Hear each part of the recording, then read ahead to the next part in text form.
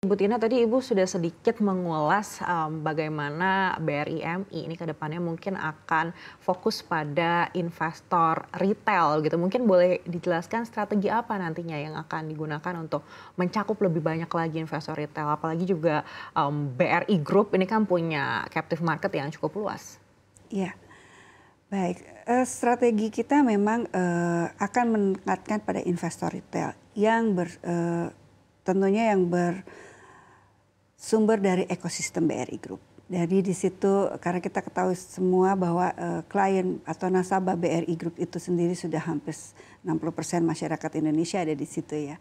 Jadi bagaimana strategi men-tapping this huge number of customer, tentu kita memanfaatkan luasnya jaringan dari BRI Group sendiri karena sebagai upper di sana juga, kemudian juga kita akan memudahkan akses untuk kepada produk-produk reksadana ini dengan mengusung memasarkan melalui channel digital juga gitu ya, karena supaya masyarakat bisa mengakses membeli dengan lebih mudah lagi. Tentu untuk mereka melakukan aksi atau memutuskan untuk berinvestasi perlu dibekali dengan literasi yang cukup kuat ya atau cukup masif. Maka strategi yang utama adalah melakukan massive literations, bekerja sama dengan Apert yang merupakan partner strategis BRI Manajemen Investasi. Adapun Apert atau agen penjual reksadana kami memang sekarang semakin berkembang. Tidak hanya saja bank sebagai agen penjual reksadana, tetapi juga ada sekuritas dengan platform digital yang sekarang semakin marak ya, semakin banyak mereka punya platform digital dan sudah bisa beli reksadana di situ. Kemudian juga kita bekerja sama dengan fintech investasi yang juga memasarkan juga reksadana, salah satu pilihannya di situ. Nah, untuk kita bisa memenangkan market atau menjadi pilihan dari investor di platform-platform tersebut, tentu strategi yang berikutnya adalah kita harus menguatkan kapabilitas kita sebagai investment management sehingga produk-produk kita semakin perform, semakin terpilih, tetapi juga kita tidak lupa untuk menyampaikan secara transparan apa sih isi dari investasi kami sehingga masyarakat aware bagaimana mengetahui apa sih yang saya beli, underlying-nya apa saja dan komposisinya seperti apa, karena memang untuk produk reksadana kita harus setransparan mungkin dalam mengelolanya sehingga masyarakat bisa punya rasa nyaman pada saat menitipkan asetnya kepada kami untuk dikelola. Baik, bagaimana dengan non-captive market? Sebesar apa peluang yang dilihat BRI MI di pasar ini? Tentu masih sangat besar ya. Tadi kita lihat industri sendiri, AUM total reksadana di Indonesia sendiri masih punya ruang bertumbuh sangat luar biasa.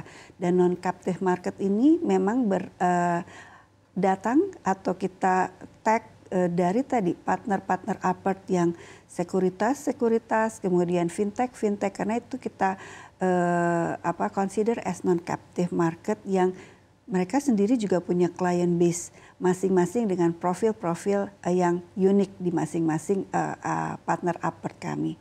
Dan selain retail juga nasabah institusional kami bukan hanya dilihat sebagai single investor, tetapi nasabah-nasabah ini atau klien-klien kami ini pun juga punya circle yang bisa menjadi prospek klien investor retail kami karena ada employee-nya, ada mungkin link-nya, jadi sangat luas. Jadi it's a very optimistic market to tap ya, to grab juga, tapi memang harus kerja keras tentunya. Baik, saat ini urgensinya sebesar apa bagi BRI MI untuk melakukan penambahan kerjasama atau penambahan partner untuk bisa menjangkau non-captive market ini?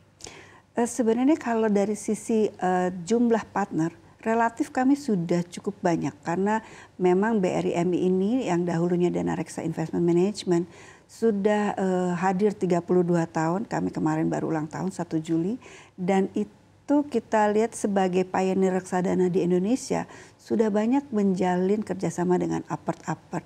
Nah, mungkin yang perlu kita tekankan sekarang adalah memperbanyak ketersediaan reksadana BRI MI pada apart-apart ini juga memperluas jangkauannya melalui digital platformnya mungkin, dan juga meyakinkan bahwa kita akan menjadi yang manajer investasinya yang terpercaya untuk rakyat Indonesia tentunya.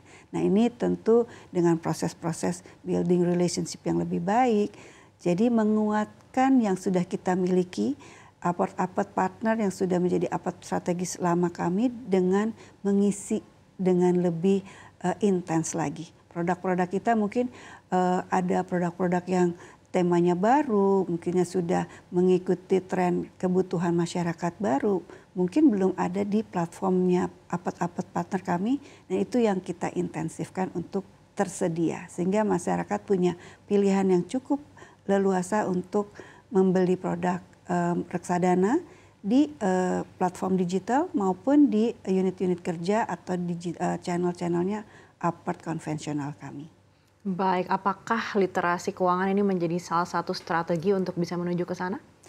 Tentu saja, tadi di awal saya sudah sampaikan bahwa untuk meningkatkan kepemilikan atau pemahaman berinvestasi, literasi itu adalah sesuatu yang utama.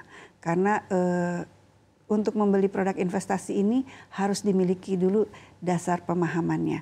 Karena kita juga tidak mengharapkan masyarakat kita tidak nyaman dengan investasi.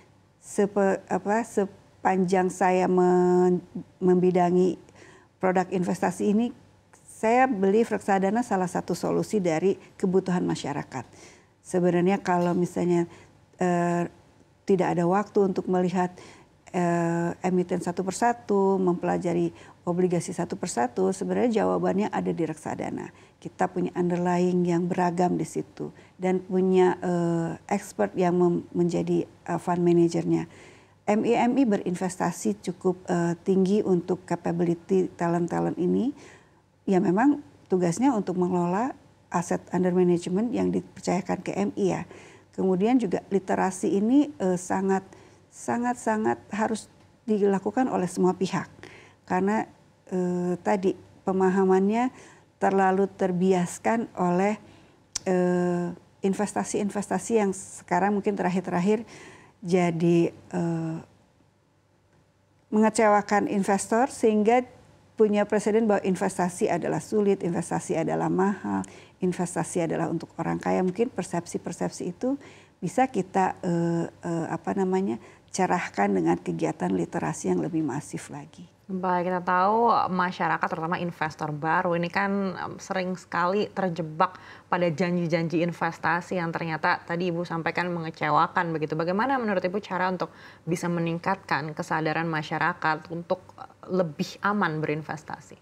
Iya, selalu saya sampaikan bahwa pada saat kita ingin memasarkan produk investasi, memang kita harus mengenal juga risk appetite atau profil dari investor kita.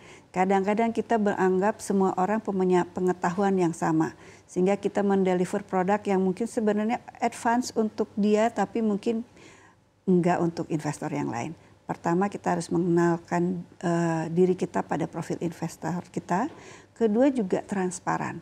Pada saat kita transparan menyatakan apa sih prinsip-prinsip investasi yang mendasari mereka memilih, seperti simple lah, high risk, high return. Boleh mau yang returnnya tinggi, tapi aware juga loh, di situ ada resikonya juga yang cukup menantang. Kemudian juga dollar cost averaging, jadi nyimpannya disiplin ya, rutin, sehingga mengantisipasi setiap kondisi market lagi rendah ya kita dapat harga rendah, lagi tinggi dapat harga, tapi di average kan sebenarnya masih bisa winning the conditions. Kemudian juga prinsip-prinsip don't put your egg on one basket seperti itu, jadi jangan sekali penempatan langsung besar, yang akan lebih bijak kalau kita menempatkannya secara bertahap atau regular seperti itu. Jadi mungkin tahap awal kita tetap walaupun se-advance apa produknya, underlyingnya yang dibeli, tapi cara berinvestasinya harus kita berikan tipsnya yang lebih bijak dan biarkan investor memutuskan membeli apa sesuai profil resiko dan nyamannya dia memilih produk apa. Baik, kalau melihat situasi saat ini, begitu Ibu melihat reksadana apa yang mungkin paling layak dipertimbangkan oleh investor? Apakah reksadana saham misalnya atau reksadana fixed income atau campur? Untuk kondisi saat ini ya, dalam jangka yang sangat pendek, mungkin sekarang banyak kita simpan dulu di safe haven fund, yang maksudnya di mutual fund yang sifatnya sangat liquid dulu, karena kita yakin di akhir tahun sepertinya kondisi akan sedikit lagi lebih membaik. Tetapi untuk itu kita sudah mulai menyimpan di portofolio yang asetnya underlying-nya boleh bonds. Nah itu juga sudah, ini harganya lagi bagus banget untuk bisa masuk gitu ya, untuk yang underlying bonds. Namun semua orang kan sebenarnya hype banget ya pengen punya equity gitu ya. Kita juga ada produk yang underlying-nya equity, tetapi temanya juga sangat menarik. Apalagi sekarang kita tahu ESG adalah sebuah tema yang sangat menarik. BRI MI dengan ESG MSCI Index Fund-nya juga merupakan salah satu pilihan. Karena itu di equity, indexing, tetapi temanya juga mengusung tema ESG ya, seperti itu. Bahkan yang sedang menarik juga yang berunderlying syariah. Kita juga punya pasar uang yang underlying syariah, equity juga underlying syariah, dan even equity yang offshore juga underlying syariah. Itu performanya sangat sedang menarik saat ini. Dan kalau misalnya mau pilih yang mana ya, kalau saya rekomend setiap orang punya jenis portofolio itu. Komposisinya saja mungkin berbeda-beda bobotnya ya. Ada yang mungkin kalau emang ditaruhnya untuk jangka panjang, oke punya equity underlying fund gitu ya.